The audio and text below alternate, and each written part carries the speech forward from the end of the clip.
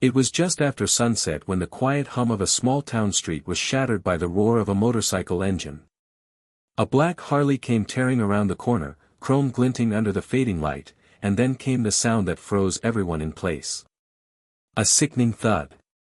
The old man's cap went flying into the gutter. His cane clattered against the asphalt. And for a single heartbeat, the world seemed to stop. The biker braked hard, tires screeching, the smell of burnt rubber filling the air. People rushed toward the scene, some shouting, some just staring, but no one daring to touch the man lying motionless on the road. Someone whispered, "That's Frank Miller, the Korean War vet, he's 83. Frank's eyes were barely open, a trickle of blood tracing down from his temple, yet his lips moved as if trying to form words.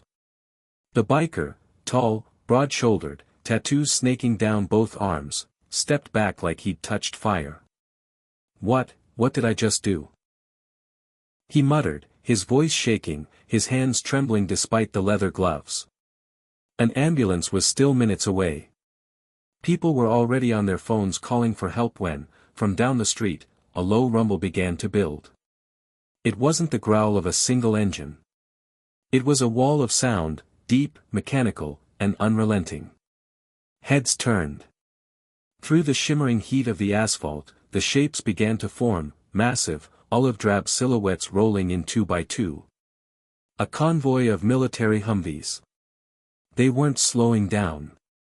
They were coming straight for the bar on the corner, the same bar Frank had been walking toward before the accident. And that's when the biker realized, this night was about to turn into something he would never forget. His name was Cole Ramsey. 29 years old. A man who lived like the road was endless and tomorrow was optional. Cole had ridden into town that afternoon, not for trouble but to kill time before heading west. He wasn't drunk, but he wasn't focused either.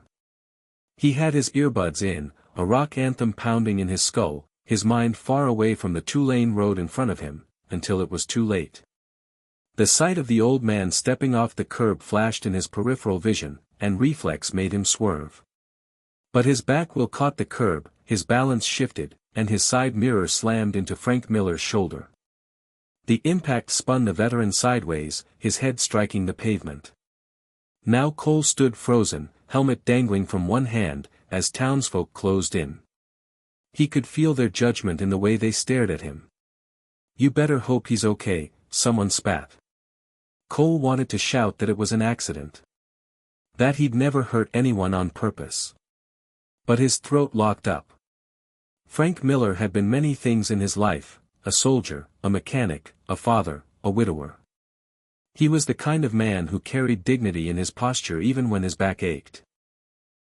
The Korean War had left him with scars, but it had also given him brothers, men who'd stood shoulder to shoulder with him in foxholes and freezing mountains. He'd lost some of them in battle, others to the slow march of time. But tonight was special. It was the anniversary of his unit's return home, the night when, for as long as he'd been able, Frank made his way to O'Malley's bar. It was more than a watering hole, it was their meeting place. Only this year, he was the last one left. Frank had planned to raise a glass to them alone, wearing his old service cap and the jacket with their embroidered patch. He'd been halfway across the street when the world exploded into noise and pain. The Humvees rolled to a stop in perfect unison, their engines rumbling like an earthquake. Doors swung open, and men and women in uniform stepped out. They weren't from the local base. These were younger, active-duty soldiers, and they moved with purpose. The lead Humvee's driver, a tall woman with cropped hair, scanned the scene. Her eyes landed on Frank. "Sir," she shouted, rushing forward. "Medic. Now." 2 soldiers sprinted over, dropping beside Frank with medical kits. One started checking his vitals while the other gently supported his head. Cole backed away instinctively, only to find himself blocked by 2 more soldiers who had stepped out of another Humvee. "Stay right there," one of them ordered, his voice calm but firm. Cole raised his hands.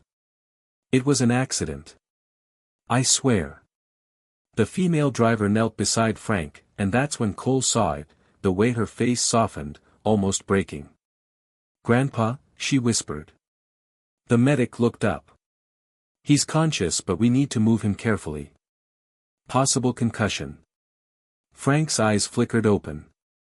"Lena, that you?" The woman smiled, tears threatening. "Yeah, Grandpa. I told you I'd be here tonight."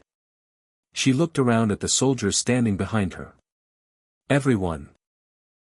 This is the man who taught me what service really means." Cole stood there, every nerve in his body alive with guilt. This wasn't just an old man he'd hit, this was someone's family. Someone's hero. The soldiers helped Frank to his feet, refusing to let him walk unaided. They moved toward O'Malley's, the entire convoy following like an honor guard.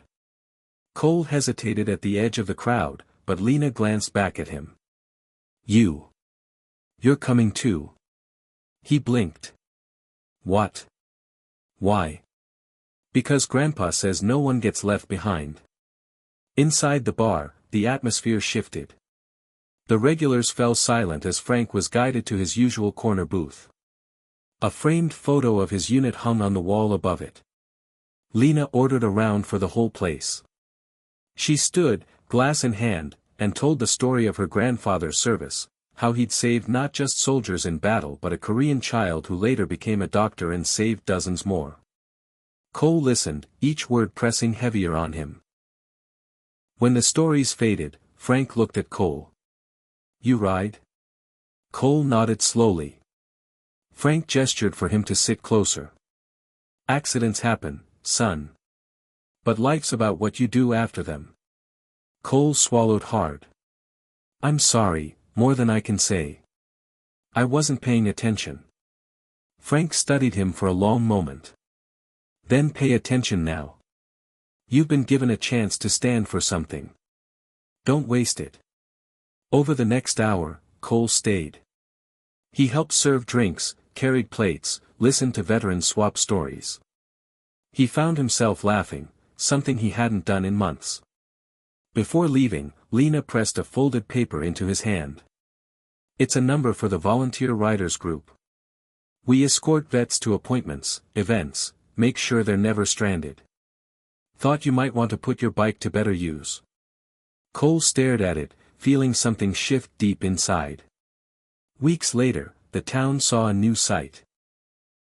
Cole, no longer speeding through, but riding in formation with other bikers, escorting veterans to a memorial service. Frank sat in the lead Humvee that day, wearing his service cap, a proud smile on his face. Sometimes, redemption doesn't roar in, it rolls up slowly, convoy style, and changes the course of a man's life forever.